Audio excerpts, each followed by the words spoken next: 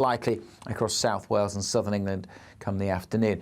In the brightest spells here, 20 degrees, 21, 22 in western Scotland, maybe a little higher along the Moray Firth, but cooler again on those North Sea coasts. And cooler where we've got this rainier zone, staying pretty wet across northwest England and North Wales into the evening. The outlook is for more sunshine and showers, but the showers fading through the weekend, many of us looking dry and fine for Sunday. That warm feeling inside from Boxed Boilers, sponsors of weather on GB News.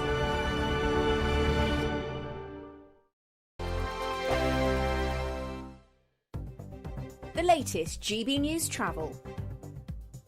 Good evening, I'm Johnny Ratner. The M60 in Greater Manchester is blocked clockwise to junction 20, the High Blakely exit. A car has caught fire coming off the motorway on the exit slip, causing queues halfway back to the M62. On the M6 in Cheshire, the southbound entry slip is shut at junction 21, the Woolston exit, the A57, following a shed load. Still really slow down the M42 through the West Midlands, junction 6. The left lane shut at the Birmingham Airport turnoff for emergency barrier repairs after a van drove into the central reservation this morning.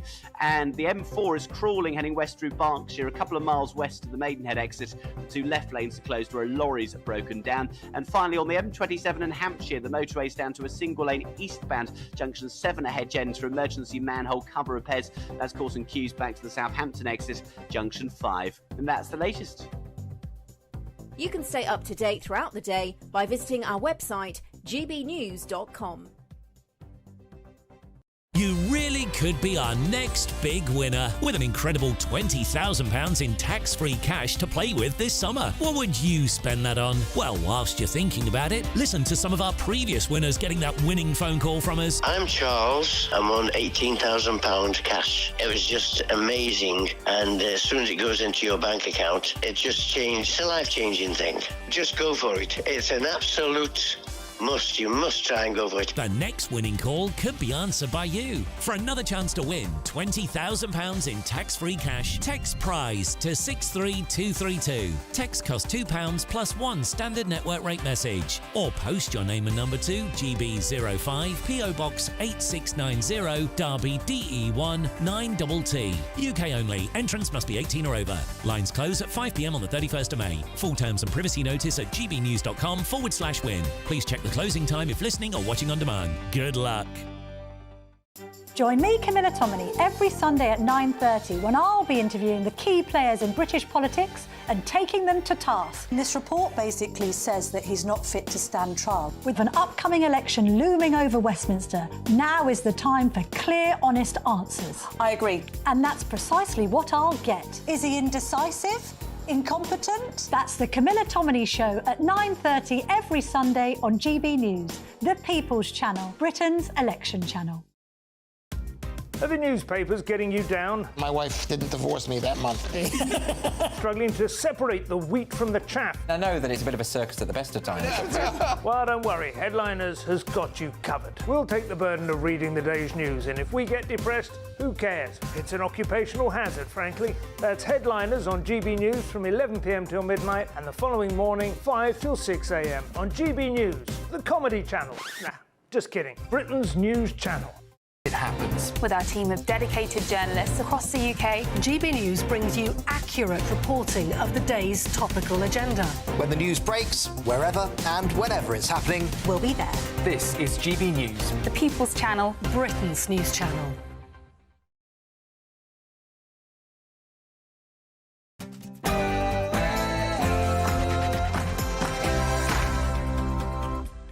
Hello there, it's 6 o'clock and I'm Michelle Dewberry. Coming up tonight, a so-called attack on democracy, the assassination attempts of the Slovakian Prime Minister. Let's face it, the world seems more divided now than ever. So how do you keep public officials safe whilst maintaining their contact with said public? And get this right, nearly 40% of global dirty money is apparently laundered in London and UK Crown dependencies. What do you reckon to this then? How much of an issue is it? And what on earth can and should be done about it? And emergency measures have been triggered to deal with prison overcrowding in England. What on earth took them so long? And let's talk elections, shall we? Should the Reform Party and the Tories do some kind of pact?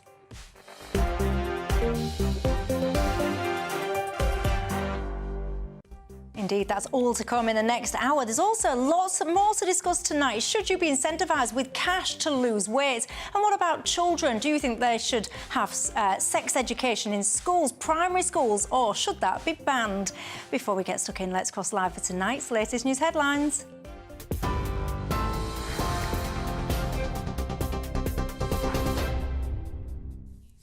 Michelle, thank you. The top stories from the GB newsroom. Slovakia's Prime Minister Robert Fico is in a critical condition after he was shot following a government meeting in Handlover outside the capital, Bratislava.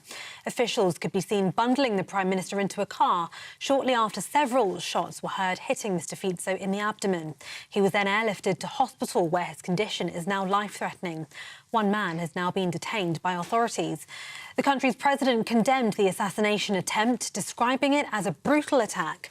Mr Fico won power for a fourth time last October and has implemented more pro-Russian policies. He's pledged to stop military support for Ukraine and threatened to veto the country's membership in NATO. Emergency measures are now in place across England to deal with overcrowded prisons. It means defendants in police custody will remain there and won't be transferred to courts for bail hearings. The Labour leader used today's Prime Minister's questions to reference a report saying high-risk prisoners are being let out up to 70 days early without sufficient planning. The early release of stalkers, domestic abusers and those considered a risk to children sound like the work of someone who is making the country more secure? Mr Speaker, as I've said, no one should be put on this scheme if they are a threat to the public. And let me be crystal clear, it does not apply. And let me be absolutely clear, it does not apply to anyone serving a life sentence, anyone convicted of a serious violent offence, anyone convicted of terrorism, anyone convicted of a sex offence. And crucially, in contrast to the system that Labour had put in place, Mr Speaker, governors in the prison service have an absolute lock so that no one is put on the scheme who shouldn't be. In other news, 4 people were arrested and 6 police officers injured at a pro-Palestine demonstration in Glasgow. Protesters blocked the entrances to the Thales factory in the city's west in an apparent effort to disrupt the supply of arms to Israel. They demanded a ceasefire in Gaza and claimed the factory was directly involved in supplying weapons. A spokesperson for the company said that while the demonstrators have the right to protest peacefully, they'll work with authorities to prosecute anyone who threatens their employees. Police could make more use of existing stop and search powers as part of new measures to tackle knife crime. The searches were curbed a decade ago by then Home Secretary Theresa May after it was found minorities were being disproportionately targeted. £3.5 million will be invested into developing new technology which could help police detect suspects carrying knives by scanning them from a distance. New proposals could see schools in England banned from teaching students about gender identity. The government's review would also see all sex education halted for children under the age of 9. The Prime Minister ordered the review last year amid concerns some children were being exposed to inappropriate content. Reports suggest parents will be provided samples of sex education content before lessons take place. A red notice search warrant for an escaped French prisoner has been issued by Interpol. 30-year-old Mohamed Amra, also known as The Fly, escaped from a prison van in northern France yesterday, sparking a major manhunt. He was broken free by gunmen in an ambush that killed 2 prison guards. More food parcels were handed out over the past year than ever before. The Trussell Trust says it donated more than 3 million emergency packages in the year to the end of March, as the cost of living puts more households under strain. More than 1 million of those were for children, and the overall total has almost doubled in just 5 years. The Trust is calling on the government to tackle long-term deficiencies in the welfare system. Now, if you've ever found yourself stuck on hold, how about waiting 800 years? That's how long people in Britain spent waiting to talk to the taxman last year. A damning report from the government spending watchdog found taxpayers were on hold to HMRC for around 7 million hours in that tax year. It was less than half that time before the COVID pandemic. Fewer calls are now being answered, and those who do manage to get through spend longer on the phone amid what's been called a declining spiral of customer service. And some good news for fans of the comedy Legally Blonde. It is returning to screens in the form of a prequel series. The character portrayed by Reese Witherspoon will be bending and snapping her way back to the small screen in a series titled Elle. With its clever critique of the dumb blonde stereotype, the original film became an instant classic when it premiered in 2001. For the latest stories, you can sign up to GB News Alerts by scanning the QR code on your screen or go to gbnews.com/alerts. Now back to Michelle.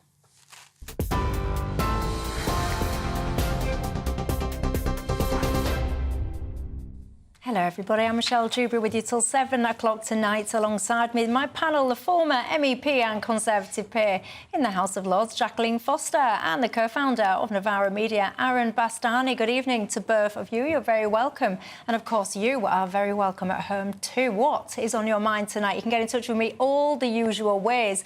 Of course, you can email me gbviews@gbnews.com. You can go to the website and get in touch there, gbnews.com/yoursay. Join the conversation there. I've got to say, you do make me smile, my dear viewers, because I touched on at the start of the programme that I'll try and get to that story today about the under-9 that's been so-called banned from having sex education. And Mick has emailed in, or he's got in touch on the website saying, I wish someone had taught me sex education, Michelle. We were 4 kids down before we finally bought a television. I'm saying nothing. Look, we've seen very dramatic scenes unfolding today, haven't we, on what has been called an attack on democracy. The Slovakian Prime Minister, Robert Fico, who's just been airing in those headlines, has been shot, wounded, is currently in a life-threatening condition in hospital, apparently. These hours are critical when it comes to his so-called, survival, etc. Now, what I find quite interesting when I look at this is that actually they had been in Parliament and they'd been debating his government's proposal to abolish Slovakia's public broadcaster and replace it with something that actually many people feared would be more passive perhaps towards him or not. So I found that actual conversation that they were having quite interesting. But what you're seeing now is you're seeing footage on the screen. You can see him there. He's being dragged. I'll describe it if you're listening. What he was basically doing is after a meeting, he was going on essentially a short walkabout to meet people behind those barriers. Some guy, we know him to be a 71-year-old guy, shot numerous times actually at that Prime Minister. And then you see the security detail there literally dragging the Prime Minister into that car. And what you're seeing there is the exact moment that he did that assassination attempt. You can see the security detail, they're absolutely pouncing on him. I've got to say, this Prime Minister, some would say is potentially quite controversial. Many would say he takes quite a pro-Russian stance. He was against sanctions on Russia. He doesn't necessarily support ongoing military support when it comes to Ukraine. And he also, you might be familiar with the fact that he said that Britain should suffer, basically, when it came to Brexit. Notwithstanding some of that other stuff, it got me thinking, Jacqueline, we're in an election year in this country. People are very, very divided. You've got that added layer of what's going on in Israel and Gaza. And there's a real fine line, isn't there, with being in public politics, because you need to engage with your public, but also you need to have best endeavours to keep safe as well. Well, you're absolutely right. And the thing is, all of us, I think, that go into politics know that you could be at risk. But what I would not do, this itself is an horrendous situation that's arisen. It's not in isolation. We've seen, President Kennedy, if we go back quite a long time now, and others who've obviously been injured or murdered, and we've had our own members of Parliament. And so I think we try our best to look at the whole security side, which is absolutely right. But we have to have a balance here. And I, for one, am not prepared to live in a democracy where, the members of Parliament and the representatives are really having to hide behind a wall. We do go out there and we do meet the public, or I did certainly when I was an elected member of the European Parliament. and we canvass, and that's what we do. And, you know, I think the vast majority of people are fine. In this particular case, we don't know what's happened. Is this a lone wolf? Because we do know that situations like that happen. Was there a political motivation? As you said, he's a controversial Prime Minister, but, you know, that's their internal politics. Is it linked to terrorism? Again, we don't know. So it'll be interesting to see, I think, once the, you know, the investigation has come out. I think we'd certainly wish him all the very best and the people of Slovakia. It must be a very torrid time for them. And even the opposition leader is really quite distressed about all of this. But in terms of our own security, we do have good security. We know we can contact the police if we do feel as though we're under any threat. But in terms of, you know, closing this down even more and, you know, politicians here hiding away more, no, I wouldn't support that. Aaron Bastani, your thoughts? Yeah, just appalling, really. It is important to think about the political context of where this has happened to Slovakia, Central Europe, relatively new to democracy, of course, behind the Iron Curtain until a few decades ago. And I think, for me, it asks a question about the politics and the democratic nature of Central and Eastern Europe. Obviously, we've seen the previously unthinkable happen in Ukraine. We've seen Viktor Orban take Hungary in a different direction, Poland following suit. And I think for a brief moment, really over the 2000s and the 2010s, we thought that Europe would become more and more similar. Western Europe, Eastern Europe, Central Europe would all sort of resemble one another. And I think that was wrong. And I think we'll see that become more pronounced over time. And so I would be loath to compare the politics of Western Europe to the politics of Central Europe and Eastern Europe, particularly in the context of Ukraine. And finally, Mr. Fico is somebody of a similar political bent to Viktor Orban. He is a supporter of Putin. Or let's put it another way, he is not in opposition to Vladimir Putin. He certainly doesn't oppose what's going on really strongly in Ukraine. And I have to say, if the boot was on another foot, if there was a pro-Ukraine Prime Minister who was shot in the street, I think we'd be pretty quick to attribute politics to him. That's not a criticism of you. We shouldn't do that anyway. But I think it's interesting how we talk about, you know, the authoritarian, ultra-nationalist right and whatnot. Well, this is one of them, and he's just been shot on the street. So it can really happen to anyone. It can come from anywhere.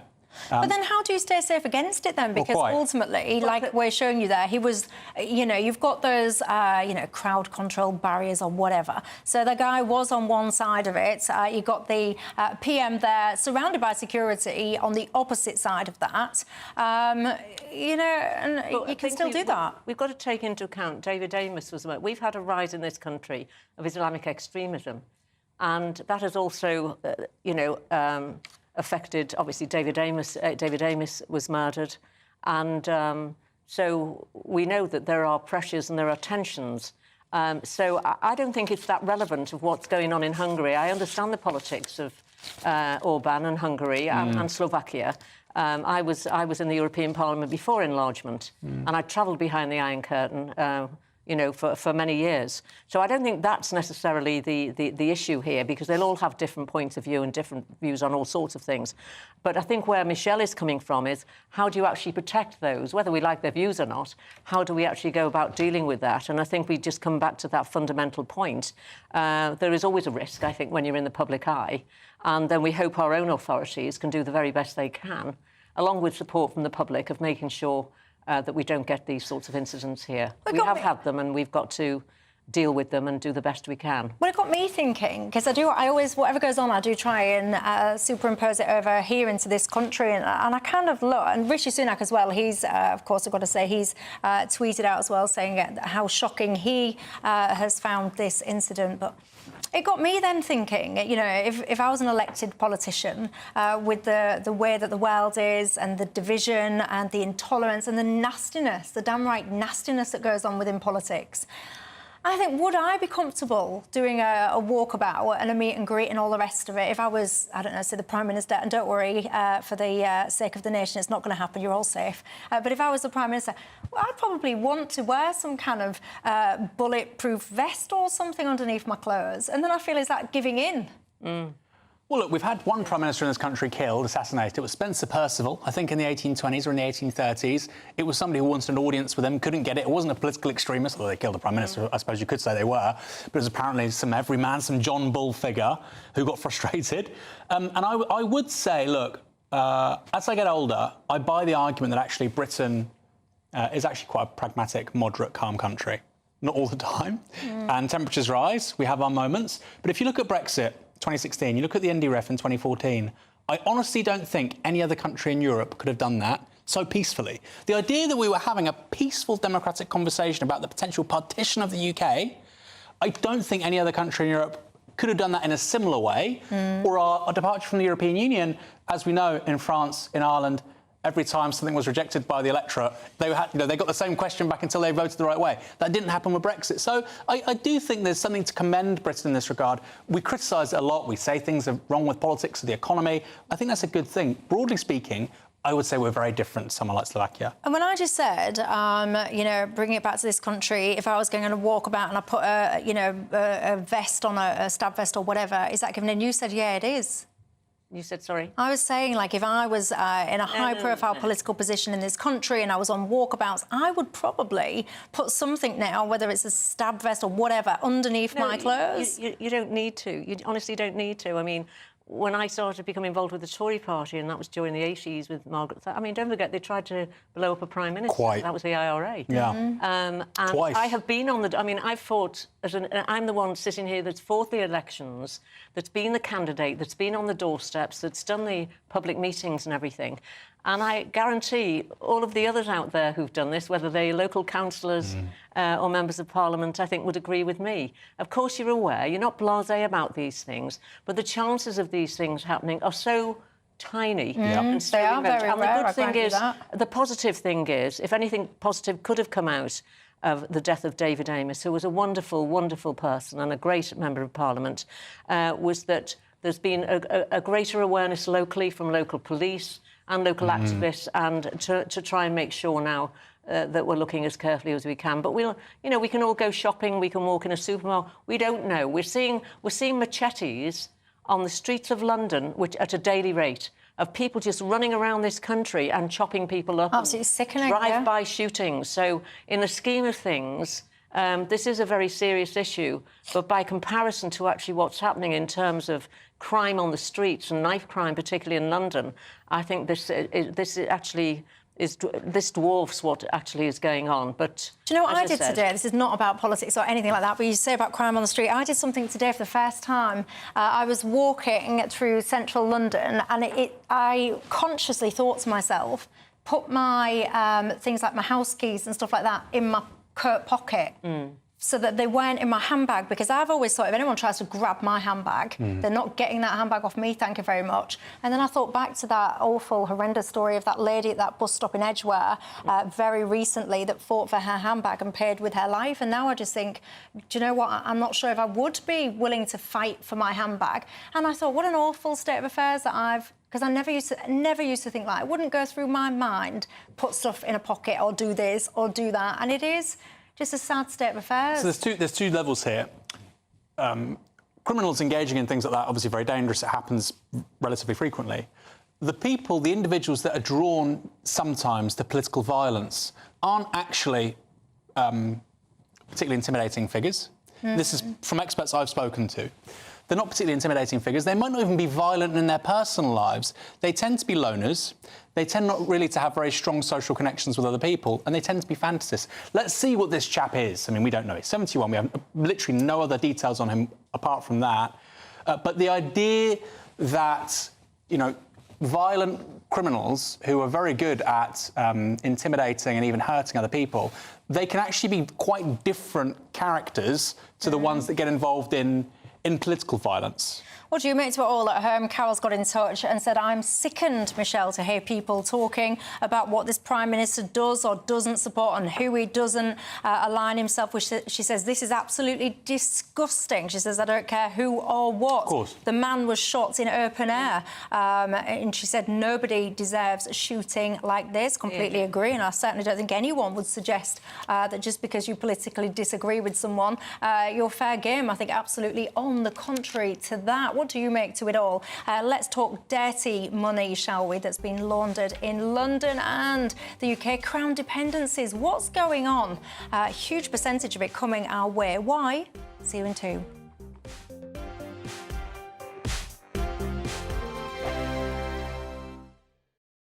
I'm Nigel Farage, and this is GB News, Britain's news channel. Britain's newsroom, weekday mornings from 9:30. I love the royal family now. So do I. I was always a little bit ambivalent, but I think you get it with age, don't you? And also, they are our British identity, so we lose them at our peril. They're a bit of escapism too. And don't we need it? And they're cute, those kids. They are. And I like the fact that the boys misbehave at the photo shoots. I love Louis. I have a real soft spot for Louis. Well, we've had this picture released this morning of Princess Charlotte on her 9th birthday, and our royal correspondent Cameron Walker joins us to bask in the glow of a 9-year-old girl having a birthday. Go on, Cameron.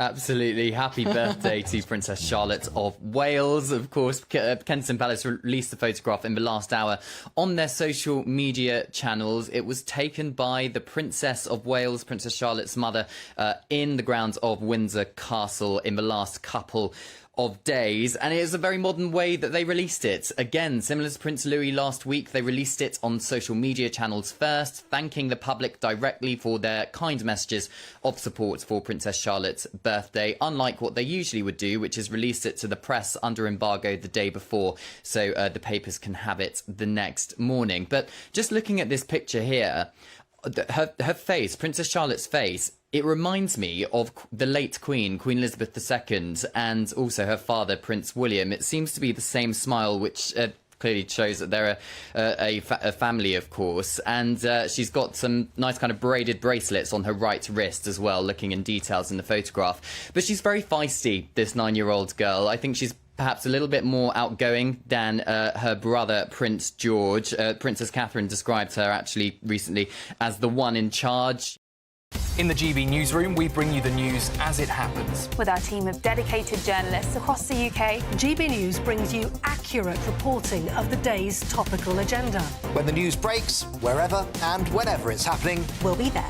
This is GB News, the People's Channel, Britain's news channel. Every Saturday, 10 till 12, we'll bring you all of the news that you need to know. We'll also remind you that there is so much to smile about. It's my favourite time of the week. I get to relax, enjoy some light-hearted stories, and let Ellie teach me about fashion too. That's Saturday Morning Live, every Saturday, 10 till 12. Only on GB News, Britain's news channel. Weekdays on GB News. Wake up to breakfast every day from 6 a.m. Followed by Britain's newsroom at 9:30. At noon, it's Good Afternoon Britain. Followed by Martin Daubney from 3 p.m. Only on GB News, the People's Channel, Britain's news channel.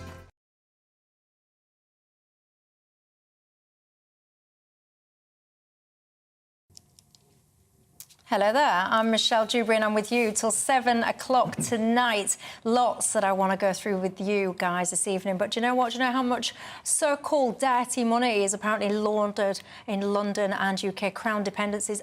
40% of it, apparently. That figure, Aaron, actually stopped me in my tracks. 40% of all dirty money coming in our general direction in some way, shape or form. Why do you think that is? I thought it was higher. I think historically it would have been higher, but I suppose there are new kids on the block in Central America and I suppose Cyprus, Malta. There's a few questions here that I think are worth raising. Firstly, Britain is not a world power anymore. You know, it cannot change the fate of nations like it could 100 years ago. It can on global tax evasion because of all these crown territories playing such a prominent role. That's the first thing. Often we have these very abstract debates around this or that issue elsewhere, and people say, well, what can we do? Not much. OK, well, this is not that kind of issue. We can actually do a great deal if we set an example here with regards to the crown territories and dependencies, from Jersey to the West Indies. That's the first point. Secondly, tax evasion and tax avoidance are just such extraordinarily huge issues. And when I hear the word corruption and tax, I'd want to fan the conversation out ever so slightly. Evasion is a huge issue, But avoidance as well really does get my goat. So if you look at a great British brand like Cadbury or Boots, employs people here, pays tax here, it's bought by US private equity, they relocate the tax base to somewhere like Switzerland, they lay off the UK employees, awful, awful, awful, and that's business as usual. I think that's corrupt. But we don't think what's of it as corrupt about that? You might not like it. Yeah. It might be a practice that you would prefer didn't happen. You might want to keep that employment, investment or whatever within this country. But just because you don't like something doesn't mean it's corrupt. Sure, we shouldn't be letting people outside the UK buy a British business to lay off British workers and to give less tax to the British taxpayer and so the you want to exchequer. operate in a closed market then? So not you don't want to do business internationally? No, I just think we should operate more. The Americans don't do that, for instance, or the French. You know, I think we are far too prone to giving our companies away. Of course it is. What's corrupt about it? I think it's deeply corrupt. If, for instance, let me give you the example of Cadbury. We own foreign companies. Not to the same extent, we don't. Not to the same extent. If you also look at US ownership of British companies, it's extraordinary. In the last 20 years, it has... Extraordinary, but you're not explaining what's corrupt. Well, I think it is corrupt if you're allowing people outside the UK to buy UK assets, to lay off British workers, to move the tax domicile of that business. I think that's bad. I think that's probably worse than what this is. Well, can I just come back to... Go on. In she comes. Let's come back to what we're talking about. We're talking about British dependencies, and we're talking about money laundering here, and it's of course it's not to be sniffed at all. But I know for a fact, you know, however popular or unpopular we might or might not be, we certainly have, this government have tried very hard to try and put in place much tougher legislation when it comes to this area. And we've also been dealing quite a bit when we've looked at sanctions and Russian money. I mean, London is known as sort of, I don't know, London whatever now. And that's been going on for years because we've had massive investment from all over the world. What I smiled at here when I had a look at it was the British Virgin Islands and the Cayman Islands, which they're talking about. Two gorgeous places, actually, I must say. Be lovely for holidays. But apparently the ministers there had turned around and said, well, the thing is, they did look into this. This is about getting registers, so everything's in the public eye of who owns what. But because of an ECJ ruling, she said that could infringe on people's human rights. So what we have is now these arguments that we've had, whether it's on illegal immigration or whether it's on whatever it's on the European Court of Justice, it has spread its tentacles right across to the debate on the British Virgin Islands and the Cayman Islands. So that's going to be fascinating to see how that works out. Apparently they're now looking into it to see if they can or they will or are prepared to actually, I think, clamp down more on the situation that they're in.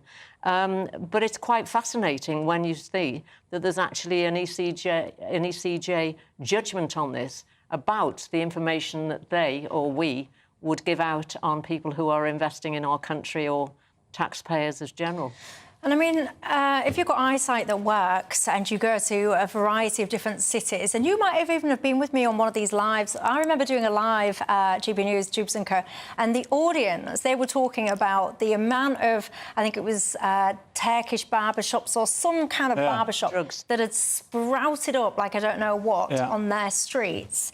And, you know, there was many suggestions previously that some of these establishments that are popping up, whether it's barbers or whatever, they're not necessarily dealing just in the business of hairdos. Yeah. And, you know, when it comes to money laundering, do you think that we need to be tougher? I mean, you're saying, Jacqueline, that you brought in all these legislations or whatever. Yeah. But it's whether people comply then to it. Yeah, but then trying to make sure that it's actually, you know, being complied with. But do you think we're tough enough on this stuff? Well, you're talking... that's a separate issue on the barber shops. We know that there's a black economy.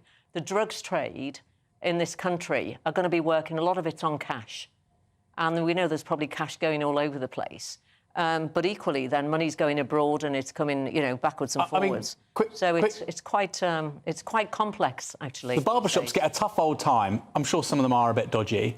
There are so many restaurants, cafes, bars where I live and where I'm from, Bournemouth. They open. Nobody goes in there for 2 years. You never see them open. They close again. It's far more common than we realise. So that's the first point. Secondly, just to go back, because that might have seemed... But who's banging on these? Because I can think, I mean, I've just got an image. But that's like Jacqueline says, that's the black economy. That's slightly different, right? So that's illegal businesses trying to clean their money. They're still laundering. This is legal businesses trying to basically evade tax by going to different jurisdictions. And you was also talking about tax avoidance, and that's legal. I would argue, who on earth is going to want to pay, whether you're a corporation or an individual, whatever, who on earth is going to want to pay more tax than you legally have to? Well, you know what? Do you know who had to pay money to the IRS? And I think maybe 5-6 years ago. Do you know who had to pay £100,000? Who? Boris Johnson, because he was a dual national to the United States. The IRS chased people around the world to get their money. Yet in this country, we say, well, if you can dodge it, good luck to you. Well, the Americans don't think that. Yep. Take the example of Starbucks. They have been operating in this country for over 20 years. They didn't pay, I believe, a penny of corporation tax until about 2021 because their tax domicile was in the Netherlands. So any profits they're making in this country were being run back through the Netherlands. They would do all sorts of financial shenanigans to basically not record a profit. Starbucks is very profitable in the UK, so they weren't paying taxes on their profits in the UK. And that's the kind of thing, I think that's corrupt. But this is where the difficulty comes in, because, as you quite rightly say, tax avoidance is not illegal. People will have an accountant to make sure that they're not paying tax that they need not pay, so they can avoid paying tax. What we're looking at is actually tax evasion, which is a completely different thing, and it is illegal. I do believe, I actually agree with you on certain companies that we know that have been here for a long, long time. But, of course, we also have British companies that are registered abroad, and then they're trading and they're doing whatever it is around the world, and probably reciprocal. It's a similar sort of situation. I don't think there's an easy. We live in times of open markets and trade, which we don't want to close down. Take their passports away. But I think by the same token, of course, individuals may. Whose passports are you going to take off? There are people who domicile their business in these different jurisdictions, UK nationals. They go live there. They go live in Monaco, or whatever, for 25 years.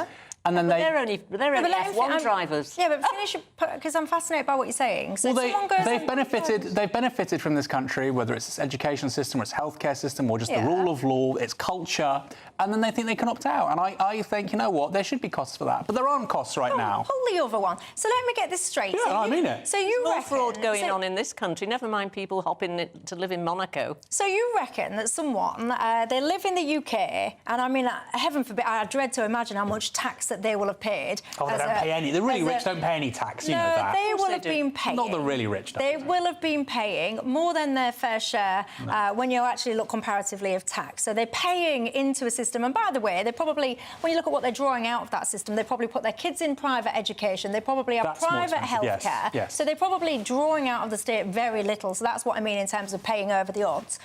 So they've contributed massively. They've probably got businesses here that employ people. They pay all of those kind of taxations. And then they might decide to go and live in a lower tax country, wherever, I don't know, whatever, Dubai, Monaco, whatever you want to describe. And then you want to take their passport off. Let me give you ridiculous. I'll give you an example. Let me give you an example. No, hang on. Philip Green. This is the left view. No, it's not. Philip Green, a billionaire.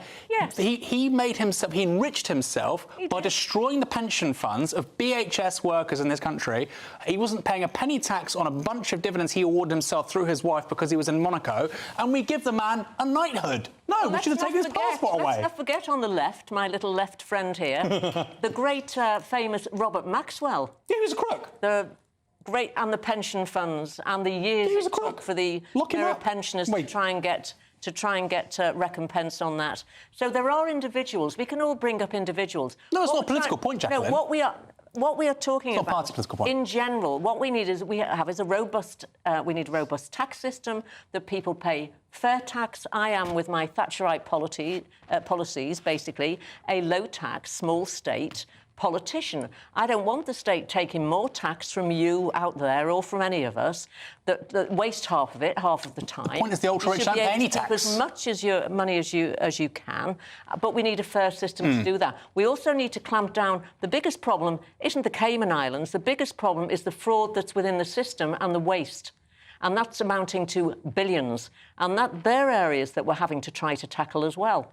Whether it's in the social security system, whether it's waste when you're looking at the NHS I mean, when you're looking at great big organisations, and because also it's not their money, they're state-owned, the waste that comes in, it's not just in the UK. This happens, obviously, in other countries. So I've lived in 4 other countries. You know, they all got education and health systems and social security systems. And it is a common problem. And it's how you then try to deal with that fairly.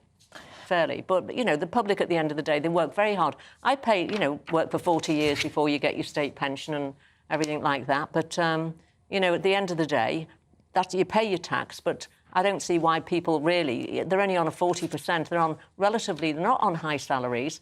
You know, and they're paying more than half. Well, the ultra-rich they're paying more than half the salaries. The ultra-rich pay capital gains. They pay themselves in dividends, and then they pay 20% tax, not 40%. A small proportion, basically, of those employed or living in this country. But they pay a whack of tax for high earners. Aaron, I'm trying not to spontaneously combust. Go on, Michelle. And what? So if people That's are fine. legally Those are the rules. using a We should change the rules. I agree.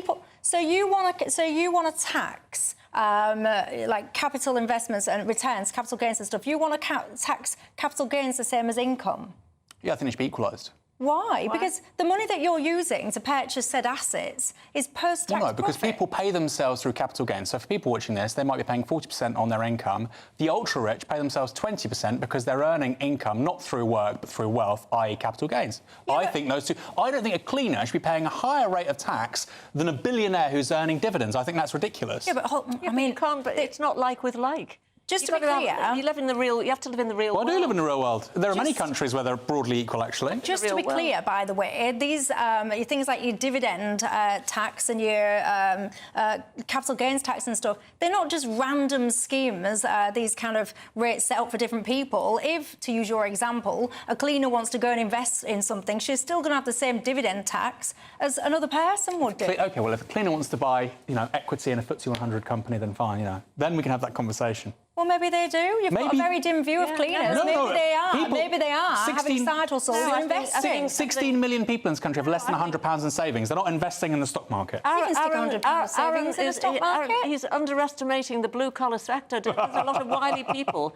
who saved up well, bought their houses, bought their houses. Right, I've been told for 2 minutes now that I've got to go to a break, so I will pay attention. I'll follow my timings. I'll go to a break. When I come back, there's lots I want to talk to you about, but I also want to bring you into that last conversation. What do you make to it all? Tell me. I'll see you in 2. Evening. Welcome to your latest weather update from the Met Office here on GB News. Sunny spells for many tomorrow, but there will be some heavy showers across the south. Yet again, northern Scotland may well see the highest temperatures. Low pressure dominating down to the southwest, and this weather front's provided a thicker zone of cloud across central areas. That rain from that weather front, though, is tending to peter out, as are the heavier showers we saw earlier. Just a bit of rain just returning to parts of the east coast as we go through the night. For many, it'll be a dry night, quite murky and misty on the eastern coast, and some fog is possible across parts of the south as temperatures generally drop to about 10 to 12 Celsius. Any mist and fog in the south should be clearing away, so generally out of the way by the time we get to the morning rush hour. But quite a lot of cloud across East Anglia and parts of the southeast, where there may well be 1 or 2 showers, some of that rain feeding into Lincolnshire as well. Generally a fine start for Wales, most of Northern Ireland as well, and a good part of Scotland. Again, dry and fine with sunny spells. The breeze coming in from the North Sea, so the east coast will be chilly. But again, northern Scotland in the sunshine, we'll see those temperatures really jumping up through the course of the day. It's going to stay fairly dull and cool, though, in northeast England. Some outbreaks of rain here, and we'll see a bit more rain coming into East Anglia, Lincolnshire, then across the Midlands during the afternoon. The potential for some quite heavy showers breaking out across the Midlands, southern England and South Wales. Some torrential downpours are possible. In the brighter spells in the south, 20 degrees, but the highest temperature is likely to be across parts of Scotland. In the northwest, 23, 24 is possible. Cooler on the North Sea coast with that breeze coming in, which is still around on Friday. Again, turning things misty at times. Again, on Friday, we'll watch the showers developing across parts of England and Wales especially. Again, some heavy ones are possible, but they'll be very hit and miss. A good part of the day will be dry and bright, and in the sunny spells, it'll feel pretty warm once more. Bye for now. The latest GB News travel. Good evening, I'm Johnny Ratner with the latest on the M60 in Greater Manchester on the anti-clockwise entry slip road at the Denton Island turn-off junction 24. The left lane is closed at the scene of an accident causing delays and still crawling heading down the M42 through the West Midlands to junction 6, the Birmingham Airport turn-off. The left lane is shut for emergency barrier repairs after a van drove into the central reservation. On the Surrey stretch of the M25, the anti-clockwise exit is partly blocked to junction 12 at the M3 at the scene of a breakdown, and further round on the anti-clockwise exit at 6 at Godstone, where a lorry's broken down. Still crawling on the M4 heading west through Berkshire, a couple of miles west of the Maidenhead exit. The two left lanes are shut where a lorry's broken down. And crawling on the M27, it's down to a single lane eastbound in Hampshire at 7 at Hedge for emergency repairs. That's the latest. You can stay up to date throughout the day by visiting our website, gbnews.com.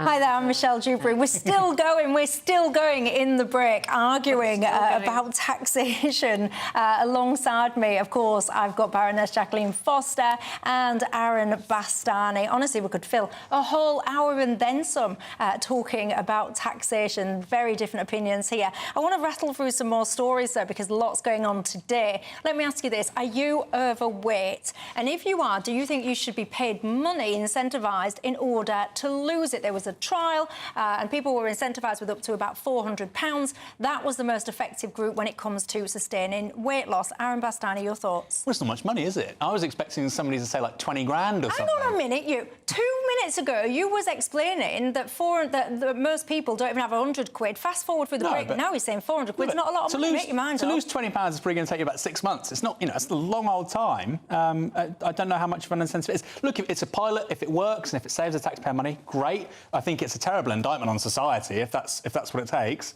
I personally find it ridiculous, but I'm surprised that it's been effective for so little money, frankly.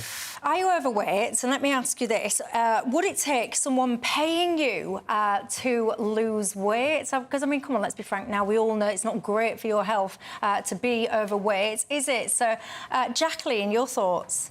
I feel really bad because I'm asking you about are you overweight and then I'm coming to you as I'm suggesting somehow you're overweight. I'm not, but your thoughts? No, the thing is, I think what always gets lost in this conversation is also about personal responsibility. We all know what we put in our mouths there is going to end up somewhere.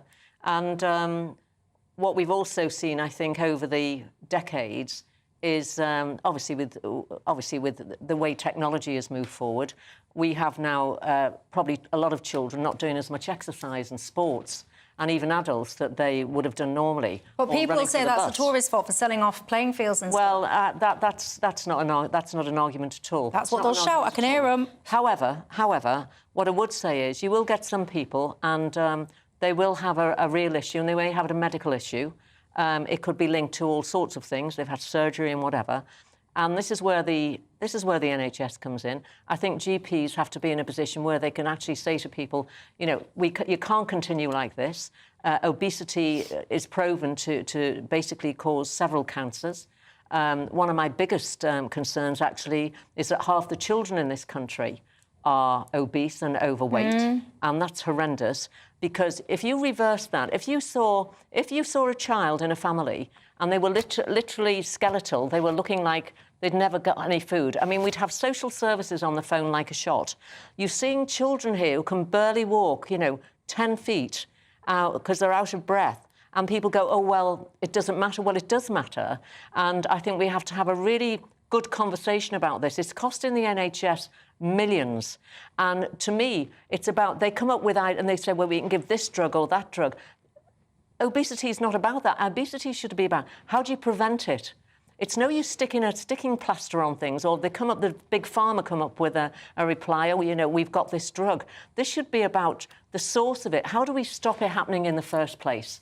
And this is where I think it may be that families need some lessons. Why don't they bring domestic science back in schools so that the youngsters know how to cook? There's a whole raft of things. If you've got patients and you're a GP, send them to Weight Watchers. I don't mind if the NHS pays for a course of Weight Watchers, but equally the people have to go to Weight Watchers. It's a very good organisation. People aren't sort of left with a milkshake, and they can eat a proper meal. There you go. I think there are things that we can do. Jacqueline fixed it. You've almost come up with all the answers. There you go. If anyone's sitting at home thinking, what do I do? How do I lose weight? I'm struggling with it. There you go. She's given you more than a few suggestions. Lots of people getting in touch. Ian says, can you ask Aaron Bastani, does he agree or does he take advantage of duty-free shopping when he's travelling abroad? I don't waste my money on that stuff. Ian, I think you got him there. Did you see that? Did you see that, Ian? I don't waste my money on that. Ian says we all avoid paying tax if we could do legally. And he says, absolutely, he indulges, he says, in things like duty-free shopping. Barbara says, Michelle, you and Jacqueline are trying to justify tax avoidance. I'm not trying to justify anything. I'm just trying to be honest. Honestly, if you could legally pay less tax, would you do so? I'm not talking about illegal tax evasion, am I? I think that most people would try and pay as little tax as they could. Then why would you pay more tax than you need to? And by the way, if you do want to be in that and you're shouting at your screen that you would, off you go then, because you can do a voluntary overpayment to HMRC. You can do it now because I've got a break coming up. You can use that time productively. Overpay voluntarily if you are in that latter camp. After the break, there's much I want to squeeze in. But I also want to ask, do you think the Tory party should make a pact with Reform UK at the next election?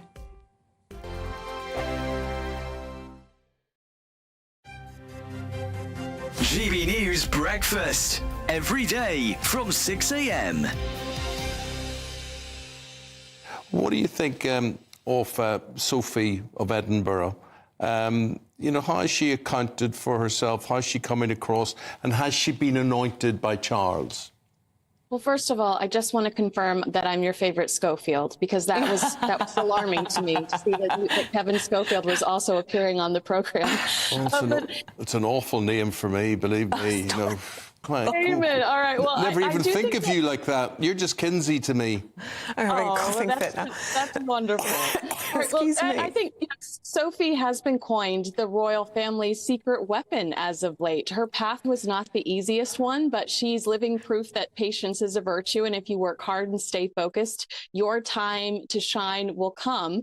You know, she was under immediate scrutiny when she hit the scene because she was a self-made career woman, a young woman who was incredibly successful. She was a commoner. And, you know, she looked so similar to Princess Diana when she was younger. So they were constantly pit against each other when it came to beauty and fashion. You know, she tried and failed the half in, half out route. But unlike, you know, who, she ultimately chose the family. And despite some of that chaos, she was rewarded for her loyalty. So absolutely, I think that the king very much believes in the Duchess of Edinburgh, is so grateful for her contribution, and we saw real leadership with her today. Interesting, Kinsey, to see that she actually bumped the Prince and Princess of Wales off the front of some of the newspapers this morning. She made it onto the front of the Telegraph, whereas it was the brand new picture that we haven't seen to mark their wedding anniversary that's made it onto the front of the Times. And I suppose that shows, you know, how significant that visit is and how prominent she's becoming. Join me, Camilla Tominey, every Sunday at 9:30 when I'll be interviewing the key players in British politics and taking them to task. This report basically says that he's not fit to stand trial. With an upcoming election looming over Westminster, now is the time for clear, honest answers. I agree. And that's precisely what I'll get. Is he indecisive? Incompetent? That's the Camilla Tominey Show at 9:30 every Sunday on GB News, the People's Channel, Britain's election channel. I'm Patrick Christie's. Every weeknight from 9, I bring you 2 hours of unmissable, explosive debate and headline-grabbing interviews. What impact has that had? We got death threats and the bomb threats on. Our job is to do what's in the best interest of our country. You made my argument for me. My guest and I tackle the issues that really matter with a sharp take on every story. I'm hearing it up and down the country. That was a beginning, not an end. Patrick Christie's tonight from 9 p.m. only on GB News, Britain's news channel.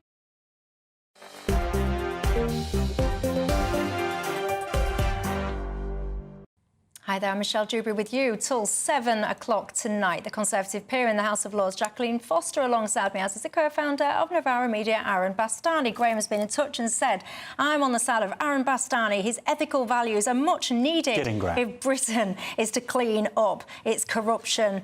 Aaron says, thanks, Dad.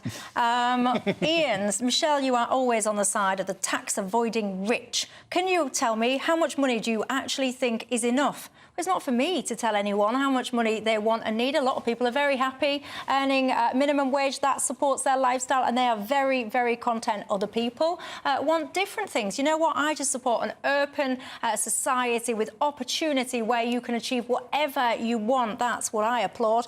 Anyway, look, you might have seen the front page on some of the newspapers this morning. Now what they're saying is sex education will be banned for children under 9 years old. Good. What took them so long? What do you make to this, Jacqueline? Well, I say the same thing. What took them so long? We've been... this sort of went a bit sort of pear-shaped, particularly during COVID. There were lots of things actually started to happen within the education system, etc., which we then came to the fore, and then we realised what was happening in many schools. I think that 9 is a perfectly reasonable time for children to start to be introduced to this. I mean, we had evidence where we had 6- and 7-year-olds who were being asked whether they were male, female or bisexual, which is ridiculous. We've had this entire Stonewall agenda, of course, which has been, you know, throughout the public sector and also the education and health system. And it was about time that this was actually sorted out. So I am very happy that our children need to be children, and when it is an appropriate time, they are then introduced into the sort of education that they'll need and information that they'll need to grow into very well, you know, happy and healthy adults. Aaron? I do find it rather strange that we're teaching children in Year 7, i.e. they'll be 11 years old, about pornography, but we're not teaching them about contraception until 13. I think if they learn about pornography at 11, they'll probably get a hint as to what contraception does. But anyway, I was surprised that children are taught anything before the age of 9 anyway. You know, it shows how out of touch I am. Now I have a daughter, I suppose I'll be learning these things a bit more. Keen viewers of Dewbs Co will have heard me rant previously about a situation in Scotland where you've got an LGBTQ, whatever they call them, charity it's supposed to be working with age 13 plus, operating in primary schools. I do say often this world, ladies and gents, has absolutely gone mad. June says absolutely. This kind of stuff should not be taught to children under the age of 9. Paul, though, says this is all absolutely key, and he reckons it should be started at about 6 years old. He says that's what they do in Holland, and he says our approach in this country is backward. Do you have any kids, Paul? I'd be fascinated to know the answer. Holland's... Well, Jacqueline's having none of that. You can hear her probably chuntering away in the corner. She's having none of it, and she says she doesn't agree with the Holland's approach. You guys can fight it out amongst yourselves at home, because before I go, I want to ask you this. Do you think the Tories should make a pact with Reform UK in the next election, Jacqueline? Absolutely not. Oh, why? Well, because Reform have a place. Nigel Farage had a place with, you know, UKIP, and we've obviously, they've contested elections and the Brexit Party. And we do have similarities in some of our policies and have done, you know, over the last, you know, 20, 30 years. But by the same token, they're not the Tory party. We are completely different, and I don't think it's in anybody's interests. Aaron? Well, he's right that extraordinary measures are needed. Right now you're seeing polling for the Tories below 20%, Reform around 15%. So if you were to pull Reform out of the race, it may save 100+ Tories.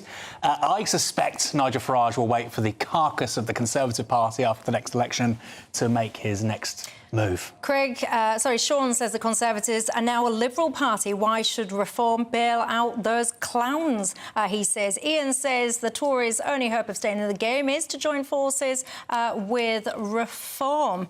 Speaking about that weight loss situation, Dean says gym membership should be free for everybody. That way nobody has got an excuse. Really? Is that what you want to do? Pay for that? Malcolm says, speaking of money laundering, my wife was involved in it once. I left a £5 in my jeans pocket. Boom, boom. Aaron, that's all I've got time for. Jacqueline, thank you too. Also, thank you to you guys at home. Don't go anywhere. Farage up next, and I will see you tomorrow night. A brighter outlook with Box Solar, sponsors of weather on GB News.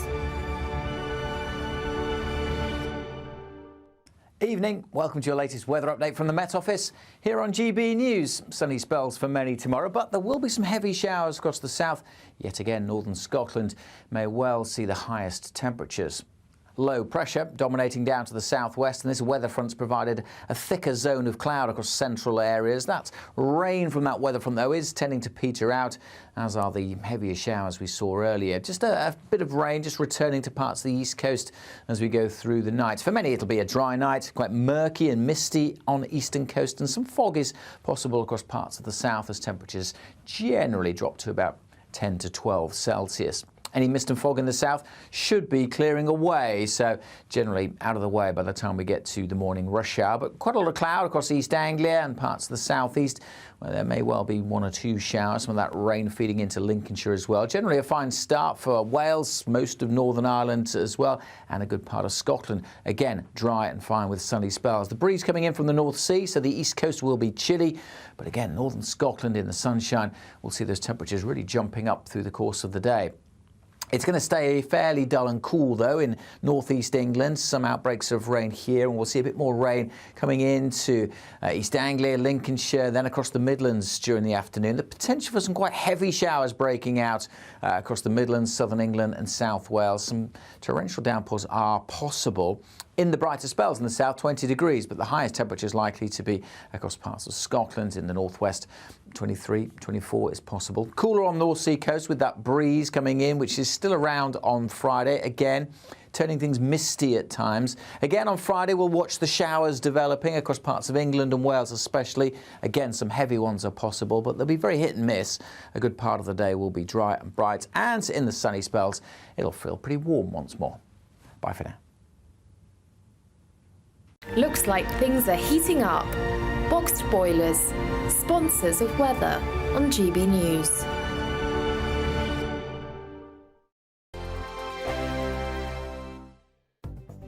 The latest GB News travel.